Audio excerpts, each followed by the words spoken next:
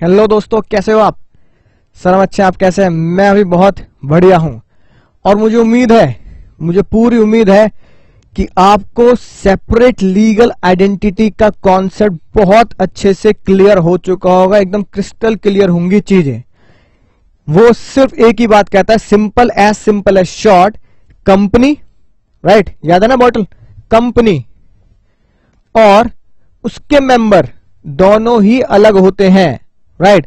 भले ही एक कंपनी को डायरेक्टर के थ्रू चलाया जाता हो, उसके शेयर होल्डर, उसके मेंबर उसमें इन्वेस्ट करते हो, but separate legal identity concept ये कहता है कि कंपनी का एक अलग अस्तित्व है, बिल्कुल किसकी तरह? एक रोबोट की तरह। इसलिए उसे सेपरेट लीगल आइडेंटिटी के साथ साथ क्या बोला जाता है? Artificial judicial person. उसे बिल्कुल इंसान की तरह ट्रीट करना है और वो इंसानों की तरह ही असेट्स खरीद सकता है, इंसानों की तरह ही कॉन्ट्रैक्ट कर सकता है। आई होप बात आपको बिल्कुल समझ में आ चुकी है। इसका मतलब पता क्या हुआ?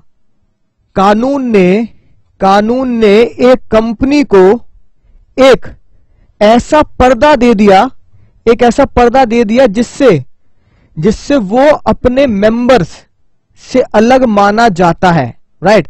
यानी कि मैं हूं अंकुर, एक ह्यूमन बीइंग, मैंने एक कंपनी बना दी अंकुर लिमिटेड। बहुत ध्यान सुनना, मैं अंकुर हूं, मैंने कौन सी कंपनी बनाई? अंकुर लिमिटेड। तो क्या अंकुर और अंकुर लिमिटेड सेम है? क्या अंकुर और अंकुर लिमिटेड सेम है? नहीं ना।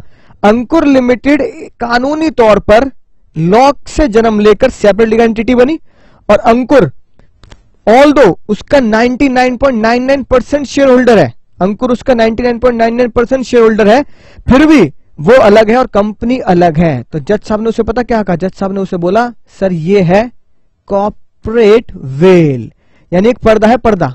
ध्यान समझना, अभी मजाक का टाइम नहीं है, ठीक है? बहुत सीरियस मैटर है। ये एक पर्दा है, यानी कि मेरे और चिट्टी के बीच में सिर्फ एक पर्दा मौजूद है, यानी कि मेरे और कंपनी के बीच में एक पर्दा मौजूद है। जब मैं पर्दे के पीछे हूं, ठीक है सर, कुछ दिख नहीं रहा, जब मैं पर्दे के पीछे हूं, राइट, तो मैं उसका 99.99% शेयर होल्डर हूं, ठीक है? लेकिन मैं काम किस तरफ से हो रहा है? काम किया जा रहा है कंपनी की तरफ से, यानी सब काम कंपनी कर रही है, ठीक है ना? राइट। मैंने पर्दे के पीछे कौन है बताओ? पर्दे के पीछे कौन है? सर पर्दे के पीछे हो आप, अंकुर सर। लेकिन मैंने इस पर्दे पर पता क्या लिख रखा? मैंने इस पर्दे के ऊपर लिख रखा अंकुर लिमिटेड या अंकुर प्राइवेट लिमिटेड। यानी अब मैं लोगों के पास जाता हूं, मैं तुम्हारे पास आया, सुनना नालायक को ध्यान से, मजे मत लो, हंसो मत। मैं तुम्हारे पास आया, मैंने तुमसे कांटेक्ट किया, तुमने मुझसे पूछा सर कॉन्ट्रैक्ट किसके नाम से बनना है, बिल किसके नाम से बनना है, बताओ। मैंने कहा कॉन्ट्रैक्ट बनेगा अंकुर लिमिटेड के नाम से। तुम्हें क्या दिख रहा है? तुम्हें क्या दिख रहा है नालायक? तुम्हें अंकुर लिमिटेड दिख रहा है, ठीक है? पीछे का चेहरा नहीं दिख रहा। ऐसी कंपनी से जो डील करता है उसे कौन दिखता है? उसे कंपनी का नाम दिखता है और सिर्फ कंपनी का एक पर्दा दिखता है कि हाँ भाई मैं इस कंपनी से डील कर रहा हूं। पीछे का चेहरा तुम्हें दिखता ही नहीं है। पीछे कौन है? पीछे उसको चलाने वाले हैं, चलाने वाले उसके डायरेक्टर हो गए या पीछे उसमें पैसा लगाने वाले अंकुर हो गए। एक्चुअली में पीछे तो मैं हूं, मेरी बात, पीछे तो मैं हूं। तो इस कॉन्सेप्ट को क्या बोला गया? इस कॉन्सेप्ट को बोला गया कॉर्पोरेट वेल। ये एक वेल है, वेल मतलब एक पर्दा है, जो एक हल्का सा पर्दा है, बहुत हल्का सा, जो डिस्टिंक्ट करता है किन दोनों को? एक कंपनी को जो पर्दे के ऊपर जिसका नाम लिखा अंकुर लिमिटेड, और एक ऐसे पर्सन को जो कंपनी को चला रहा है, डायरेक्टर भी है और 99% शेयर भी उसने ही ले रखे हैं, अंकुर। यानी मेरे और इस कंपनी के बीच में सिर्फ और सिर्फ एक पर्दा है, सिर्फ और सिर्फ एक चादर है, और इस चादर को क्या नाम दिया गया? Corporate veil. यानी सेपरेट लीगल एंटिटी ने एक पर्दा क्रिएट किया, एक चादर क्रिएट करी, जिसे कॉर्पोरेट वेल नाम दिया गया, ठीक है?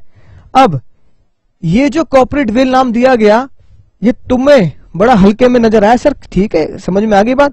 एक अलग से दर्जा दिया जाता है, ठीक है ना, एक अलग से एंटिटी दी जाती है, आइडेंटिटी दी जाती है, तो उसको हम कॉर्पोरेट वेल बोल देते हैं। लेकिन एक महान इंसान था, एक बहुत महान इंसान था, जिसने इस कॉन्सेप्ट को इतनी गहराई से समझा, इतनी गहराई से समझा कि लोग आज तक इस कंफ्यूजन, इस असमंजस में है कि उसने जो किया क्या वो उसने जानबूझ के किया या फिर उससे हो गया, जाने अनजाने ऐसा हो गया, राइट। और लोग उसकी अंतरात्मा को है ना आज तक पूछ रहे हैं कि यार भाई क्या काम किया, वो देखते हैं वो है क्या। उस इंसान का नाम था सलोमन एंड उसकी कंपनी का नाम था सलोमन लिमिटेड।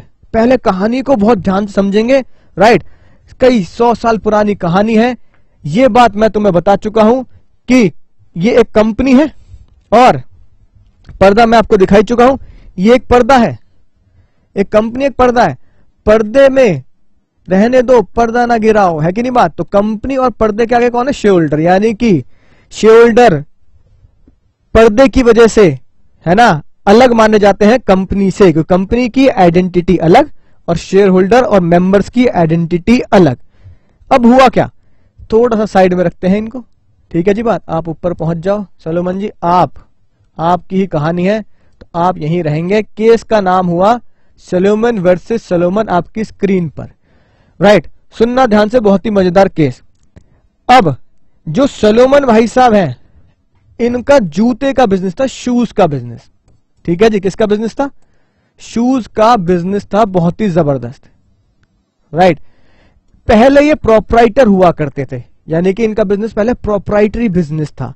इन्होंने खुद को कन्वर्ट कर दिया किसमें? कंपनी में। और इन्होंने बोला I am the Salomon but my new company is Salomon limited, right. Salomon एक ह्यूमन और Salomon limited is a separate legal identity artificial person Salomon limited. अब उन्होंने सलोमन लिमिटेड को जन्म दिया, राइट। बन गया, हम शॉर्ट में क्या लिख रहे हैं? एस लिमिटेड, ताकि हम इसको समझ पाए। और सलोमन जब मैं नाम लूंगा तो क्या बनेगा? सलोमन मतलब इंसान, ह्यूमन बीइंग। कंपनी जब बनी, समझ लो ध्यान से, कंपनी जब बनी तो भैया कुछ असेट्स थी, राइट, और कुछ लाइबिलिटीज थी। समझाने के लिए मैं थोड़ी सी फिगर्स को आसान ले रहा हूं। एक्चुअल फिगर्स आपके नोट्स में है, चिंता की कोई बात है नहीं। इत्तेफाक से या आज तक ये पता नहीं लगा, जानबूझकर कंपनी लिक्विडेटेड यानी डिसोल्यूशन की कगार पे आ गई और कंपनी को, जूते की कंपनी को बंद करने की नौबत आई। तो जिस एक्ट में सलोमन ने क्या किया था, कंपनी को रजिस्टर्ड कराया था, तो आपको पता ही है पब्लिक कंपनी को बनाने के लिए कितने लोग चाहिए? 7 लोग चाहिए, मिनिमम 7 लोग। तो सलोमन ने 20,000 शेयर, सुनना बहुत मजेदार बात है, सलोमन ने कंपनी की शेयर कैपिटल जो बनाई, उस शेयर कैपिटल में से 20,000 शेयर तो किसके पास थे? सलोमन के पास थे।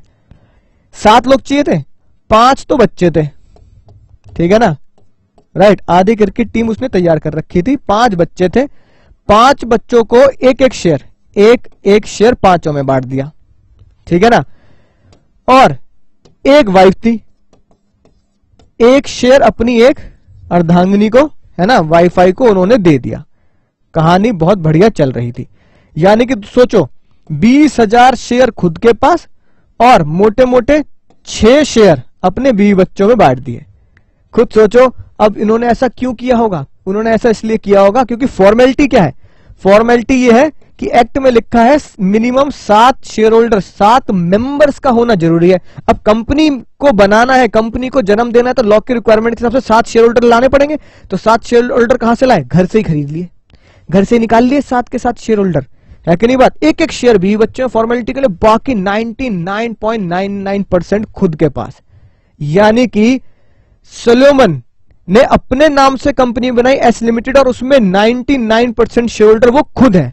यानी ये इंसान बैठे, ये है, ये जो फोटो है, इनके पास खुद अपनी ही कंपनी के 99.99% शेयर होल्डिंग हो गई। इतनी बात एक्चुअली में आपको समझ में आ चुकी है कि सलोमन ने कितने शेयर ले रखे हैं?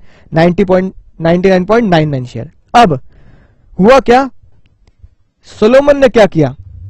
सलोमन ने कहा भाई सेपरेट लीगल आइडेंटिटी होती है, मैं अलग हूं, मेरी कंपनी अलग है, मैं अलग हूं, और सलोमन लिमिटेड मेरी कंपनी अलग है। तो सलोमन ने खुद को, बहुत ध्यान समझना, सलोमन ने खुद को क्या दिए? डिबेंचर्स इशू करे, राइट, और 10,000 रुपए के ठीक है ना। चलो दूसरे पेन से लिखता हूं ताकि आसानी से तुम्हें चमकते रहें। 10,000 रुपए के सिक्योर्ड डिबेंचर्स इशू करे, है ना, खुद को। यानी कि सोलोमन ने क्या किया, अपनी ही कंपनी को पैसा दिया और उसकी कंपनी ने, एस लिमिटेड ने, समझना ध्यान से मजेदार बात, एस लिमिटेड ने सोलोमन को क्या दिया, डिबेंचर्स इशू कर दिए। बताओ यहां तक बात समझ में आई? समझ में आई ना बात? अलग अलग लोग हैं, ठीक है, सोलोमन अलग है, सोलोमन की कंपनी एस लिमिटेड अलग है। तो सोलोमन ने अपनी एस लिमिटेड को पैसे दिए, एस लिमिटेड ने वहां से डिबेंचर दे दिए। बिल्कुल उसी तरह है कि मैं या आप रिलायंस पे पहुंचे, मैंने रिलायंस वालों को कहा भाई मैं अंकुर हूं, है ना, ह्यूमन बीइंग हूं, ये लो भैया 10,000 रुपया, मुझे रिलायंस के नाम से क्या दे दो, रिलायंस मुझे क्या दे दे, डिबेंचर दे दे। ठीक है, आप अकाउंटिंग में सीखते भी हैं। तो क्या हुआ, मैंने पैसे दिए, वहां से डिबेंचर आ गए। ऐसे सोलोमन ने भी किया। सोलोमन ने कहा मैं सोलोमन ह्यूमन बीइंग, मैं एक एस लिमिटेड को 10,000 रुपया देता हूं और 10,000 रुपए के क्या ले रहा हूं, डिबेंचर्स ले रहा हूं। तो 10,000 रुपए के सिक्योर डिबेंचर आ गए। ठीक है जी बात। फिर भैया हादसा क्या हुआ, क्रेडिटर्स थे, क्रेडिटर्स आउटसाइड क्रेडिटर उसके पास जिंदा थे, खातों में खड़े थे 7,000 रुपए के, है कि नहीं बात? कितने रुपए के सर? 7,000 रुपए के क्रेडिटर्स की लायबिलिटी थी। बैलेंस शीट ये दिखा रही थी। जब कंपनी बंद होने की नौबत आई, लिक्विडेट होने की नौबत आई, तो जब असेट्स बेची गई, जिसे आप बोलते हो रियलाइजेशन हुआ असेट्स का, तो वहां से भाई सब असेट्स जनरेट हुई कितने रुपए की? पूरी असेट जनरेट हुई 10,000 रुपए की। ठीक है जी, बात समझ में आ रही है? राइट। अब सुनना ध्यान से कहानी। 10,000 रुपए की एसेट जनरेट हुई, कोर्ट में केस चल रहा है, प्यारे प्यारे मासूम से लोग, है ना, उम्मीद भरी निगाहों से कोर्ट के बाहर खड़े हैं, लाइन लग रही है कि भैया हम तो क्रेडिटर हैं, है ना, हमने तो भाई पैसा लगा दिया जूते के बिजनेस में, अब हमें अपना पैसा दिलवा दो भाई, हम तो घर चले, बड़ी भैया दिक्कत चल रही है आजकल। अब जब कोर्ट में बात पहुंची, ठीक है, तो एक बंदे ने, है ना, एक चार्जशीट दायर करी और उस चार्जशीट में यह बोला कि भाई जो बिजनेस की असेट्स हैं, जितनी भी असेट रियलाइज हुई हैं, उस पे पहला हक होना चाहिए सिक्योर्ड डिबेंचर्स का। किसका होना चाहिए? सिक्योर्ड डिबेंचर का। क्योंकि अगर इन दोनों में लड़ाई हो, सिक्योर्ड डिबेंचर वर्सेस क्रेडिटर, तो भैया ये बात लॉ में लिखी है, अगर इन दोनों में लड़ाई होगी तो कौन जीतेगा? सिक्योर डिबेंचर जीतेगा। Secure debenture has the first priority for the payment of money. आई बात समझ में आ चुकी होगी। तो सारे के सारे क्रेडिटर कोर्ट के बाहर, ठीक है, कोर्ट में जज साहब ने कहा बिल्कुल सही बात है, पहला हक किसका है? पहला हक है सिक्योर्ड डिबेंचर का। राइट। असेट कितनी रियलाइज हुई? असेट कितनी रियलाइज हुई? असेट रियलाइज हुई 10,000 रुपया की। सिक्योर डिबेंचर भी कितने हैं? 10,000 रुपए हैं। ये बेचारे बहुत उदास, भाई गए काम से, हमारा पैसा तो गया। ठीक है, फिर भी उन्होंने लगा चल कोई बात नहीं भाई, एक कंपनी बंद हुई है, हमारा पैसा मर गया, पर एक इंसान है, उसने भी तो बेचारे ने क्या किया है, डिबेंचर पे पैसा लगा रखा है, तो कम से कम उसके पैसे ही क्या होंगे, रिकवर हो जाएंगे। सारे के सारे लोग चिल्ला रहे हैं। सुनना ध्यान से, बहुत मजेदार बात है। सारे के सारे लोग चिल्ला रहे हैं, अरे भैया ये सिक्योर डिबेंचर किसके हैं? सिक्योर डिबेंचर वाले भैया, अरे आ जाओ पैसे ले जाओ अपने यार, अगर नहीं लेने तो हमें बोल दो, हम अपने पैसे लेने, तुम मत लो। Secure debenture, hello, secure debenture वाले भैया, हेलो हेलो।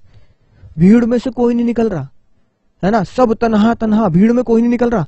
लोग कह रहे हैं भाई इतना पैसा लगा रखा है कंपनी में, 10,000 रुपए, ठीक है, सिक्योर डिबेंचर ने, और आज सिक्योर डिबेंचर को रिडीम, है ना, डिबेंचर का रिडम्पशन किया जा रहा है, पैसा वापस दिया जा रहा है, पैसे लेने नहीं आ रहा। सिक्योर डिबेंचर भैया कहाँ है? सिक्योर डिबेंचर कहाँ हो भैया? आओ आओ सामने आओ भैया। सिक्योर डिबेंचर वाला आया मुंह पे पर्दा रख के। तुम्हें पता ही है क्यों आ रहा है? भैया मैं हूं सिक्योर डिबेंचर। अरे तुम कहां छुप रहे हो भैया? भैया मैं ही हूं सिक्योर डिबेंचर। अरे तो मुंह तो दिखाओ यार, इसमें क्या बात हो गई? कंपनी को पैसा दे, कंपनी बंद होगी, तुम्हें पैसा तो मिलेगा वापस, ठीक है। अरे मैं मुंह बस पर्दा नहीं हटा पाऊंगा। अरे दिखाओ तो यार, क्या बात हो गई, अपना पैसा लो और जाओ घर पे। जैसे ही उसने वो पर्दा गिराया, जैसे ही पर्दा गिराया, पर्दे के पीछे पता कौन निकला? सोलोमन। लोग पागल, लोग पागल, क्रेडिटर सारे दना, ये क्या भैया, ये क्या है, ये दनादन लोगों के दिमाग के बिल्कुल चीथड़े उड़ गए, क्या है ये, क्या मतलब हुआ भाई? भाई तेरी ही कंपनी है ना, तेरी ही कंपनी का डिसोल्यूशन हो रहा है, लिक्विडेशन हो रहा है, तेरी कंपनी बंद होने जा रही है, असेट जो रियलाइज हो रही है तो वो हमें देने के बजाय, असेट जो रियलाइज हो रही है वो हमें आउटसाइडर को, ठीक है, आउटसाइडर को देने की बजाय तू खुद सिक्योर डिबेंचर के नाम से खड़ा है और तुझे पैसे मिल जाए, ये नहीं हो पाएगा भाई, ये नहीं हो पाएगा। सारे के सारे क्रेडिटर पागल हो गए गुस्से में, है कि नहीं बात, लड़ाई झगड़ा शुरू हो गया वहां। जज साहब ने कहा ऑर्डर ऑर्डर, तमीज से ये बताओ क्या दिक्कत है, क्यों शोर मचा रहे हो? सर शोर मचा रहे हो सर, इसकी कंपनी है, बात घुटनों तक पहुंच रही है ना, डेटा घुटनों तक जा रहा है सर, इसकी ही कंपनी है, इसकी कंपनी का डिसोल्यूशन, इसकी एसेट रियलाइज हुई, इसकी एसेट रियलाइज होकर जब पैसा बटा तो हमने मान लिया पहले पैसा किसका होना चाहिए, सिक्योर डिबेंचर का, फिर पैसा किसका हो, क्रेडिटर का, फर्स्ट प्रायोरिटी इसकी है, जिसकी फर्स्ट प्रायोरिटी है सर ये वही है, अपनी ही कंपनी की फर्स्ट प्रायोरिटी कैसे बन गया? तो लोगों ने क्या मुहिम जारी करी कि this S limited is not a company, it is a proprietor. Sir ये तो प्रोप्राइटर है, अपनी ही कंपनी बनाकर अपनी ही कंपनी को 10,000 रुपए देकर डिबेंचर ले लिए, तो इसका मतलब अपनी ही कंपनी से लेन देन कर रहा, तो प्रोप्राइटर ही करता है ऐसा, अपने ही बिजनेस में अपने ही गल्ले में पैसे डाल दिए, अपने ही गल्ले से पैसे निकाल लिए, है ना, तो भैया प्रोप्राइटर करता है, ये कंपनी अपने कॉन्सेप्ट में तो प्रोप्राइटर है, पैसे तो भैया हम लेंगे उधारी, उधारी जिसकी है ना बाहर वाले की पहले पैसे चुकाए जाएंगे, फिर सिक्योर्ड डिबेंचर की बात तो बाद में है कि हमें पैसा दो। अब जब झगड़ा हुआ और आप उस महान जज की कुर्सी पे बैठे हो, तो अब मुझे ये बता दो बहुत ध्यान से सोचकर कि ये जो असेट रियलाइज हुई है, पहले ये असेट किसको मिलेगी? क्या ये सलोमन को मिलेगी या ये आउटसाइडर को मिलेगी? सोचकर समझकर ध्यान से जवाब दें। अंतरात्मा क्या कह रही है? इनके साथ तो बहुत बुरा हो रहा है, ये तो बेचारे है ना पैसा लगाए बैठे हैं, तो डूब जाएंगे, राइट, और यहां पर सलोमन ले जाएगा।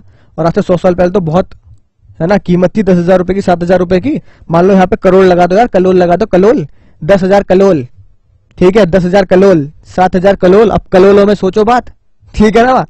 अब बताओ करोड़ों का मामला है कौन?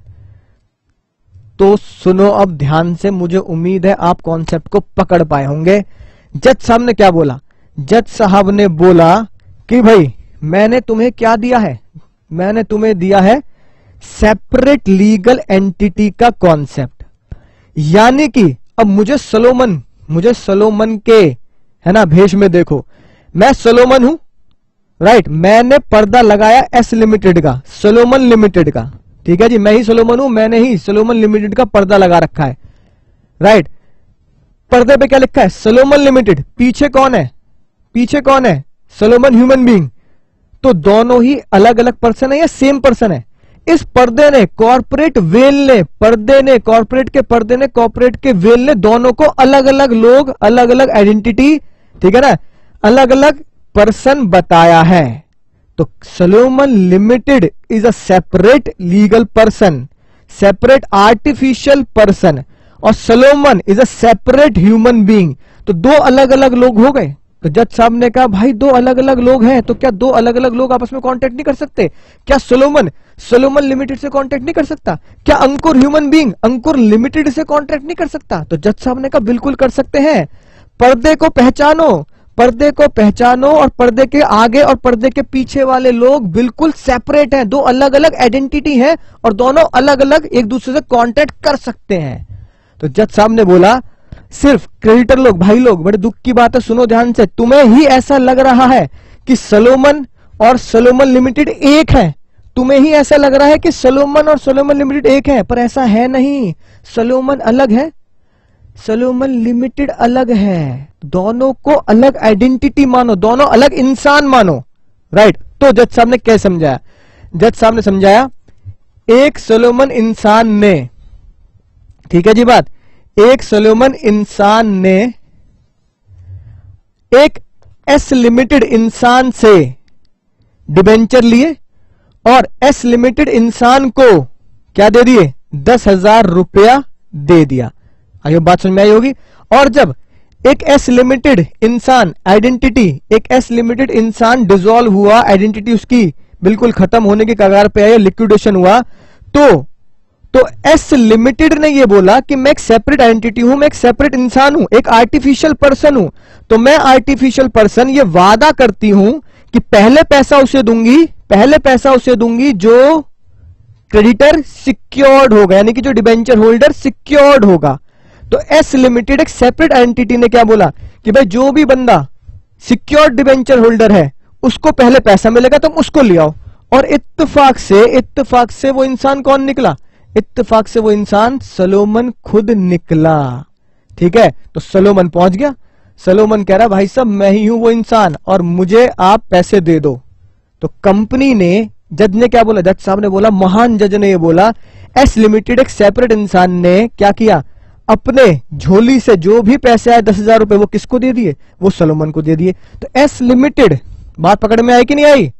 आगे सर आ रही बात, पकड़ में आ रही है ना? हाँ सर आ रही है। S limited is a separate person and Salomon is a separate person. तो एस लिमिटेड ने सारे के सारे पैसे उठाकर, ठीक है जी, किसकी झोली में डाल दिए? एस लिमिटेड ने सारे के सारे पैसे उठाकर सलोमन की झोली में डाल दिए। ये ले भाई सलोमन, सारे पैसे तेरे हुए। आई होप बात आपको बहुत गहराई से समझ में आ चुकी होगी। सलोमन ने यह केस जीत लिया किस बेस पर कि S limited is a separate person, separate entity, artificial person, वो अलग बंदा है और अलग बंदे की जब लिक्विडेशन हुई तो उस पे पहला अधिकार मेरा था क्योंकि मेरा पैसा दिया हुआ क्या था? सिक्योर था। अब आज तक सुनना ध्यान से, आज तक ये पता ही नहीं लगा दोस्तों कि सलोमन ने ये जानबूझकर किया या सलोमन ने ये ऐसा कर कर लोगों के साथ धोखा कर दिया या हो गया ऐसा। आज तक इन क्रेडिटर्स की अंतरात्मा और आत्मा भटक रही है। इनको ये आज तक, इनकी आत्मा को भी आज तक लग रहा है कि ये उसने जानबूझ के किया है कि नहीं बात। लेकिन कानून की नजरों में सच्चा झूठा कुछ नहीं होता, कानून तो सबूतों पे चलता है। सबूत क्या कहते हैं? सेपरेट एंटिटी है, सेपरेट एंटिटी को पहले पैसे किसे देने हैं? सिक्योर डिबेंचर को। सिक्योर डिबेंचर सलोमन था, तो एस लिमिटेड ने सारा पैसा secure debenture Salomon human being को दे दिया। अब आपकी अंतरात्मा क्या कहती है ये आप मुझे बता देना कि सर ये जानबूझ के किया गया है या फिर एक्चुअली में ऐसा हो गया। तो ये कॉन्सेप्ट है कॉर्पोरेट वेल का। समझ में आई बात? एक छोटा सा पर्दा, कॉर्पोरेट वेल, एक छोटा सा पर्दा दो अलग अलग आइडेंटिटी जनरेट कर देता है। पर्दा सामने आते ही अंकुर लिमिटेड, पर्दा गिरते ही अंकुर, पर्दा सामने आते ही तुम्हें कौन दिख रहा है पर्दे पे? अंकुर लिमिटेड। मैं दिख ही नहीं रहा, अंकुर लिमिटेड कंपनी दिख रही है।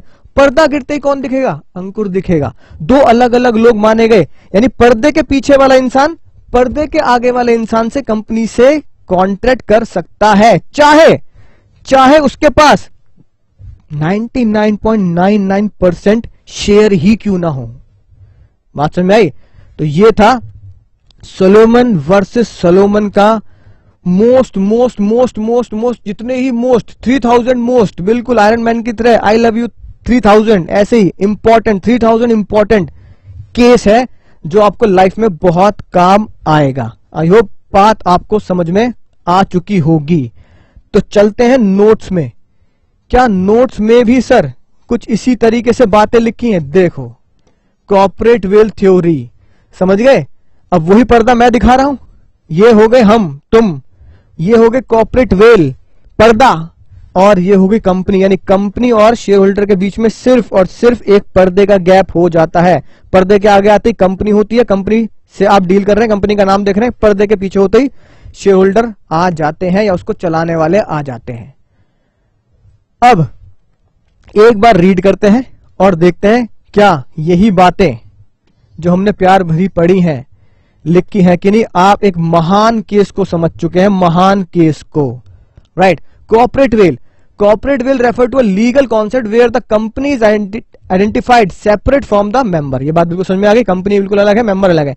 The term corporate veil refer to the concept that member of the company are shielded यानी मेंबर ऑफ कंपनी को एक शील्ड पहना दी गई है from the liability connected to the company. यानी कंपनी कुछ भी काम करेगी तो ये पर्दा ये बोलता है कि कंपनी जो भी काम कर रही है वो कंपनी की जिम्मेदारी, कंपनी के पीछे वाले जो लोग हैं उसके मेंबर, उनकी वो जिम्मेदारी नहीं है। ठीक है ना, समझ में आ गया? यानी कंपनी के कर्मों के लिए उनके मेंबर्स को सजा नहीं दी जाती, शेयर होल्डर जेल नहीं जाएंगे कंपनी के कुकर्मों के लिए। If the company incurred any debt और कॉन्ट्रावेंस, यानी कंपनी के ऊपर उधारी है, कंपनी ने लॉ को तोड़ा है। कॉर्पोरेट वेल कॉन्सेप्ट ये कहता है member should not be liable. यानी कंपनी ने अगर धोखा किया, सत्यम का केस फिर से, सत्यम ने अगर धोखा किया, कंपनी बंद हो गई, करोड़ों रुपए का फ्रॉड किया, तो अगर मेरे पास सत्यम के शेयर थे तो मैं जेल नहीं जाऊंगा, गलती सत्यम की थी। जेल वो जाएंगे जो इस फ्रॉड में इन्वॉल्व थे, और मैंने बताया वो कौन थे, डायरेक्टर्स और सीएज सत्यम के। In other word they enjoy the corporate insulation. जी हाँ, बात समझ में आ गई। अब आती है बात सर सबसे इंपॉर्टेंट केस की, जो मैंने आपसे डिस्कस करी एक्चुअल अमाउंट्स के साथ, है ना। ये रहा केस, मैंने 10,000 रुपए और 7,000 रुपए जो लिए थे वो समझाने के लिए लिए थे, है ना। एक्चुअल फिगर्स आपके सामने, एग्जाम में एक्चुअल फिगर लिखने की कोई रिक्वायरमेंट नहीं है, सीधा सीधा आप कैसे भी लिख सकते हैं, याद हो जाए तो बहुत बढ़िया बात है। Salomon versus Salomon. अब देखो नाम भी क्यों है सलोमन, सलोमन कौन है, ह्यूमन, ठीक है ना। और उसकी कंपनी का नाम भी क्या है, सलोमन एंड कंपनी लिमिटेड। यानी नाम सेम है लेकिन दोनों की आइडेंटिटी बिल्कुल अलग है। सलोमन कौन है, ह्यूमन। सलोमन एंड कंपनी कौन है, आर्टिफिशियल पर्सन, ठीक है ना, जिसे आप क्या बोलते हो, separate legal entity, right. Laid down the foundation of the concept of corporate veil और इंडिपेंडेंट कॉर्पोरेट पर्सनैलिटी। ठीक है जी बात। इन सलोमन वर्सेस सलोमन, बिल्कुल तसल्ली से रीड करो, कोई जल्दबाजी नहीं है। The house of the Lord laid down that company is a person distinct from separate from its member. बिल्कुल सही बात है, हम पढ़ते आ रहे हैं पिछले लेक्चर से। In this case Salomon incorporated a company, Salomon भाई साहब ने, सलोमन ह्यूमन ने एक कंपनी बनाई, सलोमन एंड कंपनी लिमिटेड। तो ये क्या हो गई, सेपरेट लीगल आइडेंटिटी कहलाई गई। ठीक है, 7 मेंबर्स थे, जैसे आप बोल सकते हो 7 सब्सक्राइबर, जैसे हमने पिछले लेक्चर में पढ़ा था, सब्सक्राइबर टू मेमोरेंडम, कि जो मेमोरेंडम है कंपनी का जो बहुत मेन डॉक्यूमेंट है उस पे 7 लोग तो साइन करेंगे, अगर वो पब्लिक कंपनी है, और प्राइवेट कंपनी है तो 2 लोग साइन करेंगे। किसको रखा, खुद, बीवी, बच्चे। ठीक है जी बात। कंपनी ने took over the personal business assets and Solomon for इतना, भैया इतनी एसेट थी। ठीक है, सोलोमन ने क्या किया, 20,000 शेयर, ये तो एक्चुअल फिगर बताइए मैंने आपको, 20,000 शेयर, ठीक है, लिए। और डिबेंचर लिए, कितने डिबेंचर्स ले लिए, 10,000 रुपए के, with the charge on the company, यानी कि उन डिबेंचर को क्या करा लिया, सिक्योर्ड करा लिया, कि अगर कभी भी कंपनी में कोई दिक्कत आई पहले मुझे मिलेंगे, मैं अपने डिबेंचर को सिक्योर कराता हूं। बैलेंस कैश में चला गया ना। His wife, daughter and 4 sons took up the, एक शेयर ले ले। Subsequently company went into liquidation due to general trading depression. कहा तो ये जा रहा है भाई, है ना, इकोनॉमी खराब होने की वजह से ऐसा हुआ, लेकिन पता नहीं लगा आज तक। The unsecured creditor to the tuning, अब देखो अनसिक्योर्ड क्रेडिटर कितने थे, 7,000, अनसिक्योर्ड हमने भी 7,000 लिए।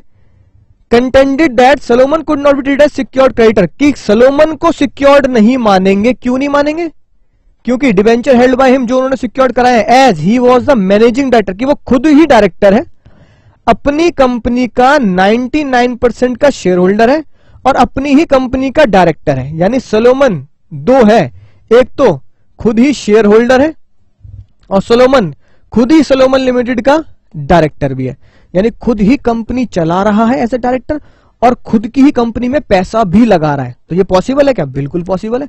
मैंने अंकुर लिमिटेड खोली, सारा का सारा पैसा ही मैंने खुद लगाया अंकुर लिमिटेड में, तो मैं मेजर शेयर होल्डर हो गया, राइट, और उसे मैनेज भी मैं ही करता हूं, तो मैं अपनी कंपनी का डायरेक्टर भी हो गया। तो ऐसी तो बनती है कंपनी, कोई दिक्कत वाली बात नहीं है। तो 1 मैन कंपनी हो गई, ये तो भैया 1 मैन कंपनी हो गई। तो ये तो जो 1 मैन कंपनी टाइप होता है, ये तो बिल्कुल किसकी तरह होती है, ये तो भाई बिल्कुल प्रोप्राइटर की तरह होती है। तो लोगों ने क्या बोला, जो अनसिक्योर्ड क्रेडिटर थे उन्होंने क्या बोला, it is not different from the Solomon, कि भैया ये तो प्रोप्राइटर टाइप है। The clock of the company was मियर a shame and fraud, यानी कि क्रेडिटर्स जितने भी हमारे, है ना, क्रेडिटर हैं, इन्होंने ये बोला कंपनी बनाई ही किसके लिए गई है, कंपनी का अस्तित्व ही खड़ा किया गया है किसके लिए, फ्रॉड्स के लिए। तो ये बेचारे बहुत ही नाराज हैं, कह रहे हैं भैया company was a shame and incorporated for the purpose of fraud, ताकि हमारा पैसा खा गए। और प्रैक्टिकली देखा जाए तो 7,000 रुपए जो क्रेडिटर से मिले थे, क्रेडिटर के थे, आउटसाइडर्स के थे, वो सारा पैसा किसको चला गया एक तरीके से, है ना। इनका पैसा तो मर गया, तो सारा पैसा एक तरीके से सोलोमन ही तो खा गया। तो क्रेडिटर ये तो कह रहे हैं पैसा हमारा 7,000, ठीक है, और खुद ही अपनी कंपनी को बंद करके सारा पैसा खुद खा गया, तो ये तो हमारे साथ फ्रॉड के लिए बनाई गई है कंपनी। तो क्रेडिटर की बात बिल्कुल सही है, फ्रॉड के लिए बनाई गई है। It was held by the Lord Macnaghten, ये है वो महान जज, नाम के आगे भी लॉर्ड लिखा हुआ ही है, ठीक है ना। भाई साहब प्रभु ने क्या डिसीजन दिया, बहुत ध्यान से सुनेंगे, मजा ही आ गया पढ़ के। Company is at law a different person, खत्म कहानी। कानून की नजरों में कंपनी सेपरेट लीगल एंटिटी होती है, ठीक है ना, right. All together from subscriber, subscriber मतलब जो मेमोरेंडम पे साइन करते हैं कंपनी के शेयर होल्डर्स, ठीक है ना, right. And through it may be that after incorporation the business precisely the same, बिल्कुल सही बात है। कंपनी बनने से पहले किसका बिजनेस था, शूज का ही था, सोलोमन का। कंपनी बनने के बाद भी क्या रहा, शूज का ही बिजनेस रहा। तो जज साहब ने बोला भाई अगर मेरी कंपनी है और मैं जूते का बिजनेस करता हूं और मैंने जूते के बिजनेस को ही क्या किया, प्रोप्राइटर था, उसी को किसमें कन्वर्ट कर दे, कंपनी में, तो क्या बुरा है, बिजनेस सेम रह सकता है, इसमें कोई दिक्कत नहीं है। धीरू भाई अंबानी ने भी यही किया। धीरू भाई अंबानी ने जब रिलायंस के नाम से पहला कपड़े का बिजनेस शुरू किया तो वो क्या थे, प्रोप्राइटर ही थे खुद, फिर उन्होंने किसमें कन्वर्ट कर लिया, रिलायंस लिमिटेड बना ली, कोई दिक्कत वाली बात नहीं। As it was before and the same person, और पर्सन भी सेम हो सकता है।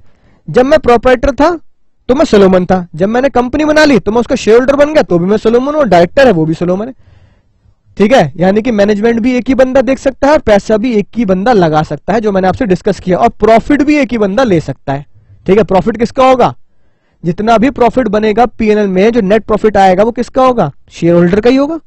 किसके तौर पर, डिविडेंड के तौर पर। तो वो प्रॉफिट डिविडेंड के तौर पर किसको दिया जाएगा, जो शेयर होल्डर है। शेयर होल्डर कौन है, सोलोमन है 99%, तो 99% तो कौन ले जाएगा, सोलोमन ही ले जाएगा। तो जज कह रहे हैं कोई दिक्कत नहीं है, जिसने कंपनी में बदलाव कर लिया वो डायरेक्टर भी होगा, वो मेजर शेयर होल्डर भी होगा, प्रॉफिट भी उसका होगा, इसमें क्या दिक्कत है, सब कुछ लीगल है। The company is not the agent of the subscriber, ठीक है ना। कंपनी कोई एजेंट नहीं होती ट्रस्टी की या सब्सक्राइबर मेंबर्स की। नॉट द सब्सक्राइबर, ना ही मेंबर जो है, जो शेयर होल्डर है, ना ही मेंबर और शेयर होल्डर लायबल होते कंपनी के कामों के लिए, ठीक है। सिर्फ उन्हीं कामों के लिए मेंबर, शेयर होल्डर और लायबल होंगे जो काम खुद एक्ट में लिखे हैं, जो काम खुद एक्ट ने बताए हैं कि भाई इन कामों के लिए आप शेयर होल्डर को जिम्मेदार ठहराओगे, ठीक है ना। जब तक एक्ट नहीं कहेगा तब तक शेयर होल्डर जिम्मेदार नहीं होते। तो फिर क्या हुआ, 10, इसलिए यह महान केस आया। इन this case clearly establish that company has it own existence, यानी कंपनी कौन होगी, S limited is a separate legal entity, ठीक है ना। Share holder Solomon human being, है ना, Solomon can not be held for the act of the company. समझ में ना बात, किसी इंसान को उसके लिए आप दोषी नहीं ठहरा सकते, though he hold the virtually the entire share capital, चाहे सोलोमन ने 99.99% शेयर कैपिटल ले रखे हो। The whole law of corporation in fact the based on this theory and separate corporate entity. I hope बात आपको बहुत अच्छे समझ में आ चुकी होगी कि जज ने जो डिसीजन दिए विद फैक्ट्स दिए, ठीक है। तो जज ने वही कहा जो मैंने आपको बता दिया, राइट। एक ही बंदा बिजनेस को कन्वर्ट करने के बाद, कंपनी में कन्वर्ट करने के बाद, वो डायरेक्टर भी हो सकता है, वो मेजर शेयर होल्डर भी हो सकता है। कंपनी जो प्रॉफिट कमाएगी तो वो सारा पैसा उसके पास जाएगा, क्योंकि वही क्या है, उस कंपनी का मेजर 99.99% शेयर होल्डर है। क्यों, सिंपल सी बात है, जो कंपनी बनी है वो S limited is a separate identity, artificial person, human being की तरह ट्रीट करेंगे इंसान के डिटेल में, और सोलोमन तो है ही, तो दोनों अलग अलग हो गए। कॉर्पोरेट वेल ने सोलोमन को जिता दिया और क्रेडिटर हार गए। उनकी आत्मा आज भी भटक रही है इस पर्दे की वजह से, जिसको नाम दिया गया कॉर्पोरेट वेल। तो उम्मीद है आपको ये केस बहुत जानदार शानदार तरीके से डिटेल में मैं समझा चुका हूं, समझ में आ चुका होगा। तो इसी कॉर्पोरेट वेल को ध्यान में रखते हुए, राइट, इसको रिवाइज कीजिए। मैं आपको मिलूंगा अगले लेक्चर में एक नई कहानी, एक नए जानदार शानदार केस के साथ।